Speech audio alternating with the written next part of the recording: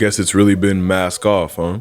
Following an offseason where they finally appear to have secured their franchise's future, no pun intended, things have gone upside down for the Denver Broncos. After literally 10 consecutive swings and misses at the quarterback position, the Broncos eschewed the draft this time around in favor of a big-time blockbuster trade, pushing in the chips to grab the disgruntled Russell Wilson from the Seattle Seahawks. Pairing him with Aaron Rodgers' old offensive coordinator, Nathaniel Hackett, the Broncos look to add a spark to an otherwise stellar but underperforming roster. Now, while the defense has genuinely kept up their half of the bargain, the offense has been what can only be described as a complete failure. Second to last in points scored, they haven't just been ineffective at executing, but they're straight up just difficult to watch, stalling, fumbling, and miscuing at every given opportunity. So what exactly has gone wrong? Who's to blame for all this mess? And more importantly, can it be fixed? Broncos country, let's ride and find out. Let's start bluntly and with the biggest issue, Russell Wilson's vision. He's simply not seeing the field clear enough right now. There's routine reads he's been making for years that he's just completely missing. Whether the scheme change is clouding his vision, only Russ could say. But there doesn't seem to be excuses for these misses. Here's a third down you can count on most QBs of Russ's caliber to complete, but he just whiffs it. The Colts are in the cover 6 that we spoke about last week, playing man to the weak side, and the Broncos have a mesh called with a scissors shot to the near sideline. Because this is a split man zone concept, anything crossing the field is liable to break it. To protect deep crossers, the weak side safety immediately gets his eyes across to the far side, looking for threats. Knowing the two to his side are locked in man, even angling his body ready to open up and run. Pausing here, you can see the deep backed off cover 6 and how the mesh is going to leave someone open underneath. And now, it's no longer about coverage, it's just a game of space. The corner vacates the space to chase Sobert, leaving Eskridge to come wide open. And despite looking directly at it, Russ chooses the wrong crosser. Here's a nice idea to beat the Texans cover 3, but honestly a poor final result. Off the play action, Sutton will go long to clear out Stingley's deep third, and Jeudy will run a chair, forcing the linebacker to take him long, creating a mismatch. Now they get the matchup they want, but 57 is in lockstep with Jeudy, having done an excellent job to carry the double move. This, however, has opened up a big hole in the flat for Russ to exploit. And he's got a clear read on it, but he just forces this one high and wide.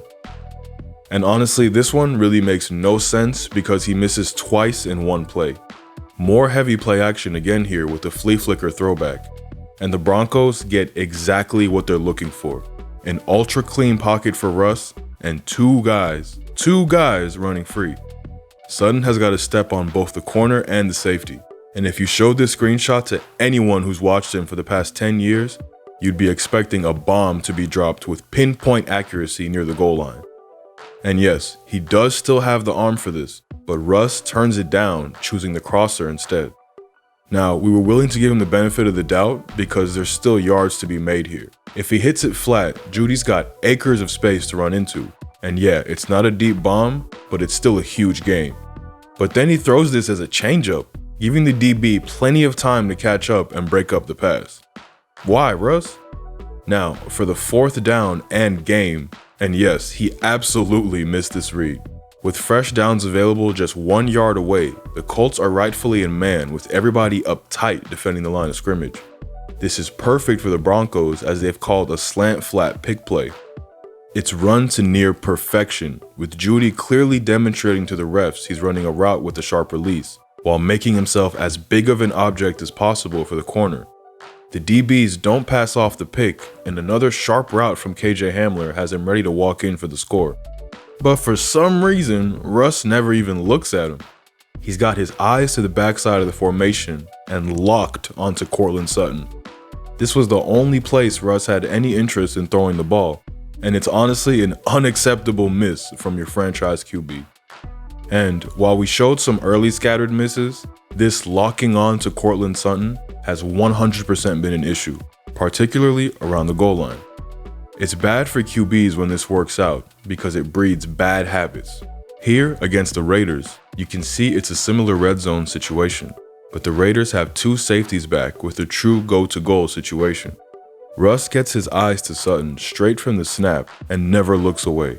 He misses the easy chances for scores on the backside and instead holds on until Sutton clears both safety windows. If the protection doesn't hold up, this is a clear miss. Now, it wasn't just the Colts game, it's cost them plenty of chances to score.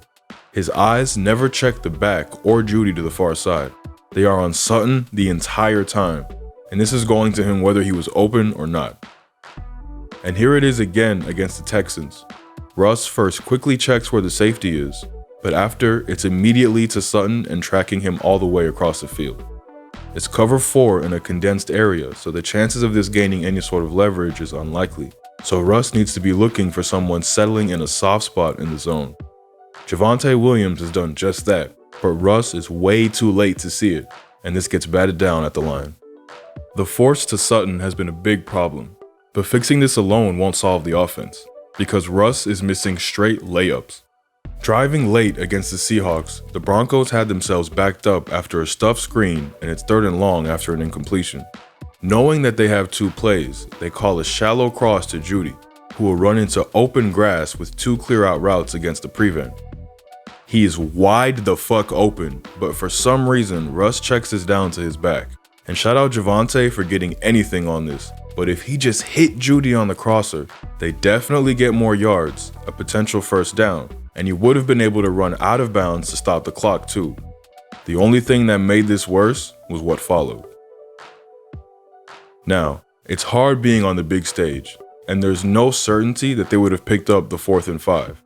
But everybody watching knew your odds were higher with Russell Wilson going for it.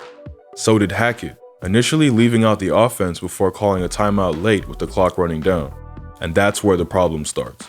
4th and 5 from midfield with 3 timeouts left under a minute, that's an automatic timeout call.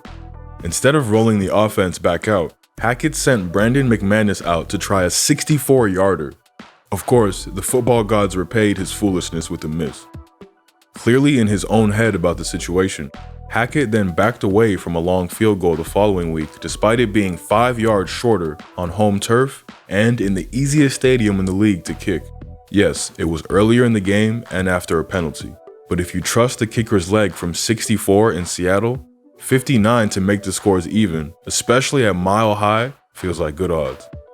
And this erratic decision making is what the Broncos offense has felt like all year long. Yes, there's some nice plays here and there, and yes, Russ has missed some that they've teed up, but when it gets to the crucial downs, they just don't seem to have it.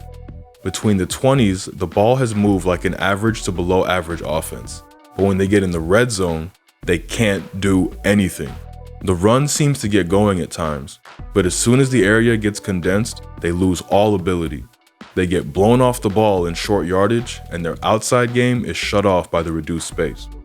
Fumbles certainly don't help, but they just feel very unimaginative around the goal line. Russ has only been used in a read once, and it was a score. They seem unable to create misdirection around the goal line, and are especially poor when teams pack it with zones. Penalties and lack of a run game up close consistently puts them in these tricky goal and long scenarios where it's easy for the defense to back off and clog the end zone, forcing pinpoint throws to even create a chance of a score. And it's not just the red zone, there's some suspect as hell calls on 3rd down too.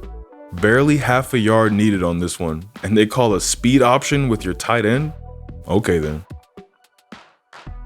Now, there's plenty of blame still left to go around, so let's touch on 2 key issues that we haven't yet addressed. Firstly, there's been protection issues. Russ bailing and freelancing has been a problem for his entire career, so we aren't going to criticize him for that here. That feels a bit like complaining that the sky is too blue. However, we will criticize him for failing to set protections. He's missed a number of DB blitzes this season, and it seems like defensive coordinators have caught on and been stealing from each other. His old coach was always going to have something for him, and he got him here with the late creep-up blitz. The protection will turn towards the backers. Jamal Adams jumps the empty gap, giving Russ no chance at all. And here it is again versus the Colts. It looks like a straight man, but 26 will come on the blitz with the backer replacing him to take the first inside man. Russ only spots him when he's less than a yard away, somehow ducking out of the initial rush, only to be swallowed up by the rest of the line. But it's not all Russ's fault. The right side of the line has been extremely poor, and even when he sets the protection correctly, they've had big issues with stunts and twists.